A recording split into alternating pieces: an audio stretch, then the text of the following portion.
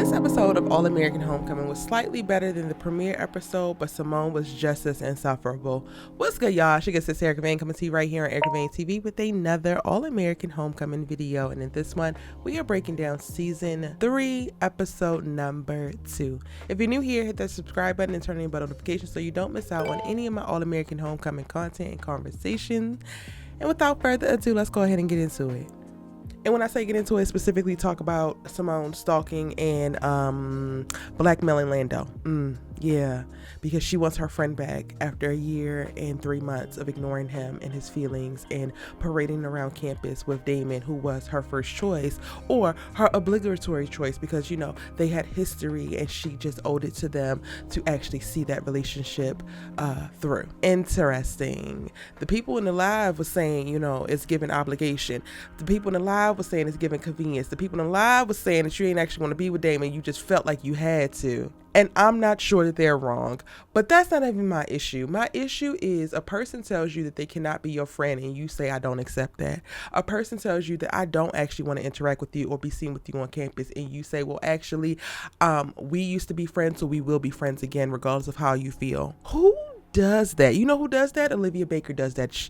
And I'm going to keep screaming it from the mountaintops about how I feel like Simone Hicks is now the brown skin Olivia Baker, and it is 100% for the worst. Simone's character with each passing episode becomes more and more unlikable, more and more insufferable, and her basically trying to pedestalize her, well, not trying to, actually pedestalizing herself and then looking down over her people, i.e. Lando in this particular episode, like, yeah, my will for you is more important than your will for yourself, and you need to go along and get along with what I have planned. Now, granted, Lando finally came around and he did have a little bit of pessimism to him and he had given up hope and all of that. But that is of his prerogative to do. We are all human beings who have our own autonomy, Simone. And the way that you want to live your life is the way that you want to live your life. And the way that Lando wants to live his life is the way that he wants to live his life. Especially after you broke his goddamn heart, ripped it out of his chest actually, threw it on the ground, stomped on it, and then decided to make out with Damon rolling all around on top of it. Girl, I could not for the life of me figure out, even with Nate and Keisha giving her great advice and point out the fact that, like, okay, Lando actually has a right to his feelings because this happened and this happened and this happened. So of course he would actually feel like this. And maybe you need to go ahead and practice the serenity prayer and give it to Jesus, girl. She still wasn't listening. She thought that that was a confirmation that she needed to fight harder, that she needed to force, that she needed to tell Lando, I'm going to tell Cam that you ain't doing this this volunteer work with going to go sign these people up to vote if you don't do it with me, because I am a pro-fight and you are Neo. The wild thing for me is that I used to love Simone as a character so much. Like, she was right up there, right behind Spencer James. So it was like Layla Keaton, Spencer James, Simone Hicks for me. And now look, you at the very, very bottom with Olivia Baker. My, how far we have fallen. I spent so much of this episode really just frustrated with Simone's attitude, with her dialogue. And again, Lando winds up coming around. He winds up opening up. This gets him to go back to JR as well and open up to the idea of like fighting for the baseball team and not being so pessimistic. And I get it. Like, that could be beneficial towards him, but the lack of like actual consideration, understanding, and empathy for somebody else's feelings because they are in direct conflict with yours really just disgusts me on Simone's part, because she really did take into consideration Lando's feelings.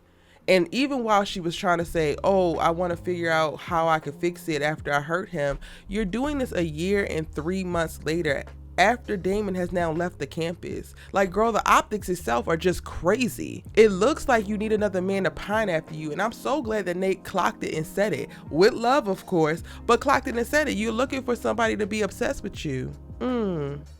And we don't actually get to really dive into that in this episode. And I'm hoping that in further episodes, if Simone does wind up pursuing anything more than a friendship with Lando and still maintaining some kind of communication with Damon, because we are going to see Damon come back this season. He's going to be in a few episodes, not just the first one that we saw last week. I'm very interested to see if that actually comes up and Simone gets to the bottom of if she actually loves either one of these men or she just likes the attention that they give her. because because last season, a lot of the attention that she was getting from them was similar. It was very like high mighty, very Simone the Goddess, you're everything, best friend-esque, but also like propping her up on this pedestal. And now she is in her junior year trying to navigate things. Things are still a little bit uncertain for her. She hasn't even declared a damn major until the very end, where she just so conveniently gets to come up with a major and declare that, and there's no muss no fuss about that, because you just get to make majors at major universities, especially universities that are trying to be the Harvard of the South. Yeah, I'm gonna move on. Simone is frustrating, plain and simple. She's frustrating, aggravating, if you will, very hard to watch, especially being the main protagonist of this show, to be watching the series about a person and you don't give a damn anymore about what they're going through, why they're going through it, why they feel it, and you're really looking to everybody else to prop up this story. It's a very dissociative feeling. But we're gonna go ahead and move on, because there's a lot of drama with everybody this episode. Keisha, step up, honey, because why are you lying to Cam? Why are you going along with JR and hiding behind Gabby's back, how he's trying to get back into baseball? Granted, you are being a really great friend and he got you great, cool, but I don't really like where this is going. This feels like the seeds of dissent are being planted, and you are in a great relationship and he is in a great relationship, and the way that you two are both inching your way into not actually fully being able to see it because y'all paying too much attention to what the hell you see in each other, it's really starting to rub me the wrong way. You're hiding the fact that you are training for an audition, or you switched up your routine for an audition that's a month out from Cam, but you also want Cam at y'all's house, so much so that he's getting on Nate and Simone's nerves being there all half naked all the damn time. So you want him there all the time, only for you to run out on him and not be there while he's there. Okay. You literally look him in the face and say that you're going to tell him when there are secrets, but that doesn't include your secrets, because he accidentally leaks to Gabby about JR's secrets. So you're going to tell him anytime you tell him something that's somebody else's secret, but you're not going to tell him your secret, but you're also going to be texting people behind his back. I'm sorry, Keisha, what did Cam do to earn his distrust?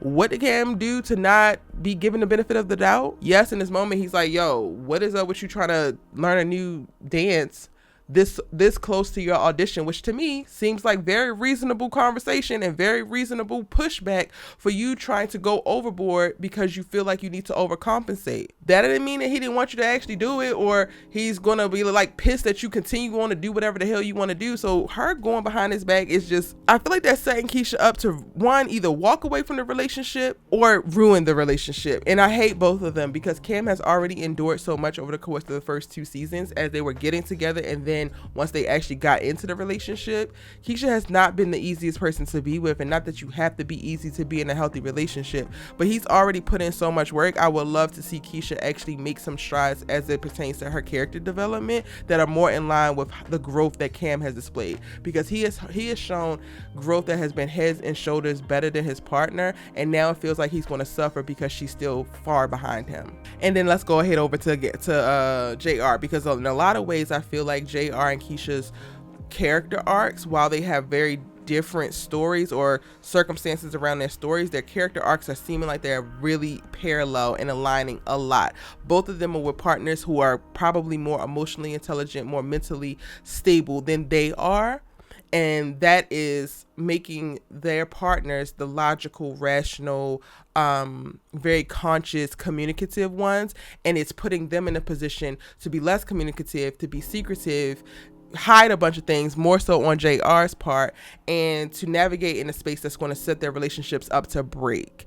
JR has this really weird building resentment for Gabby, and it's all tied to how she cares for his sickness, all because he wants to distance himself so much from being sick. He's trying to go after, reinstating the baseball team. He's declared that he's going to be doing this year as a junior, so quote unquote to not take pressure or not put pressure on himself to graduate, but ultimately so that he can get another year to play if he can get the team back. And I get it, you've lost KEK because you bought the bullet and you took the whole hazing drama and took that on your chest and got expelled out of there. So you feel like you came back after being sick and after recovering, and now you're healthy and you want to just get back to the life that you had. But at some point you have to realize that you have to build from where you are, and you will never be the person that you were a year and 3 months ago when you literally almost lost your life. And listening to Gabby describe the instance where she thought he was going to die and having to call 911 and having to be with him after finding him after he had hidden his symptoms and was really pushing himself in the Cape Cod League, it really hit me that he is not fully taking it seriously. And it pissed me off because he's really faulting Gabby for seeing that, never wanting to go to that particular space and doing everything that she can, including in introducing new opportunities like the STEM program to you to broaden your horizons and realize that your life is not over and there's more to build. There's new things to build. You don't have to cling on to everything that you knew because you are an ever evolving person, and he's not seeing that. And I get it that part comes with it. Like, they're young, they're in college, and he's recovering from this very major, medical health life event. But I felt like he's in a place of like disrespecting Gabby subtly that 100% isn't warranted, and he needs to learn to use his words.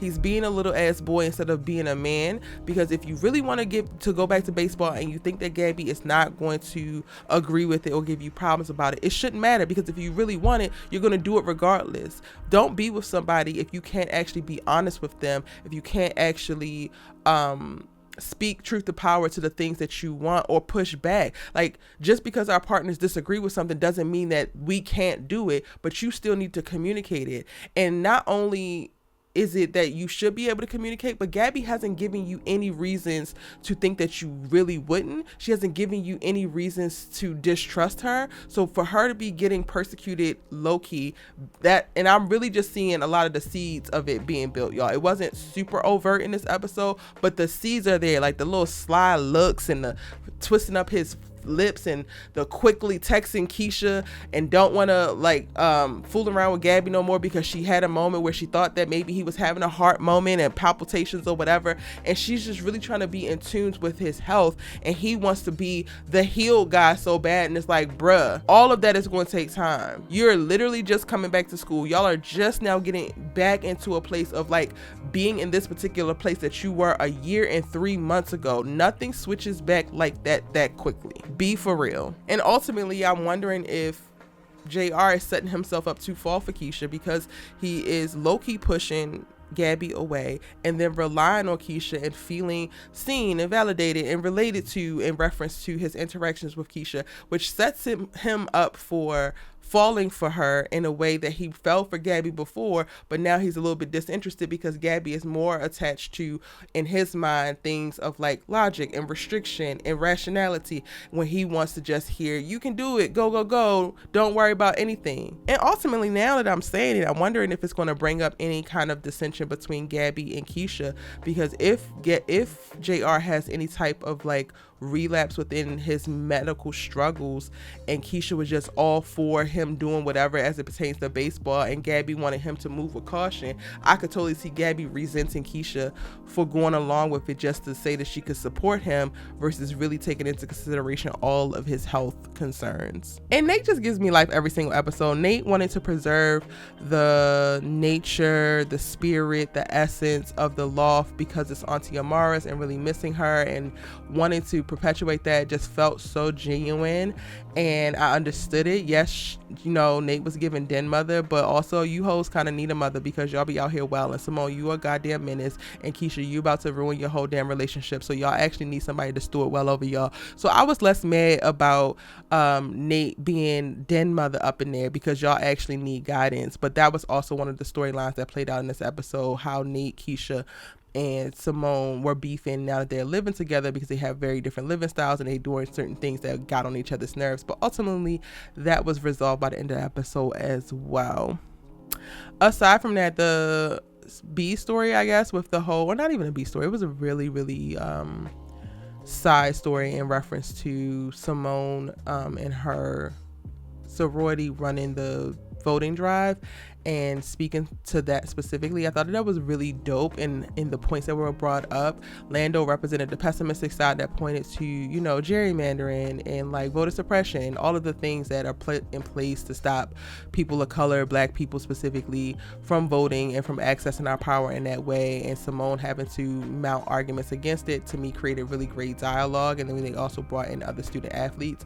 Ultimately, her journey with this particular project brought her to a place of getting to understand that she wanted to do sports advocacy versus sports management, where she would advocate for athletes. And I think this could be really cool to explore. I'm hoping that they actually explain this a little bit more and we get to see her in class as she is, you know, pursuing this potential degree or this specialized degree, because how she described it does sound very, very interesting, even though I don't feel it's fair for her to just get what she wants. I feel like we could have seen over the course of this season her fighting to make that a major versus her just needing to fill out a form and it just becomes a thing.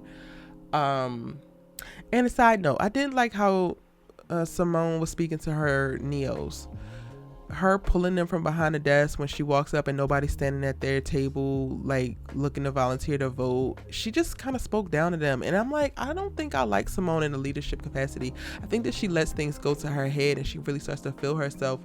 And I get it, be confident in your skills and your ability, but also don't pedestalize yourself in a very weird way. And I feel like that's the energy that was given, and it kind of annoyed me as well. Those are my thoughts. I also go live every Tuesday to talk about All-American Homecoming live with you guys and get your reactions. So be sure to check this out. Depending on when you are actually watching this video, I will be live on Tuesdays around 6 p.m. Pacific Standard Time. If you haven't already, like this video for me pretty please. You made it all the way to the end, so I think that you liked it. And go ahead and subscribe so that you don't miss any time that I'm live or post new All-American Homecoming content. I'll see you in the next one.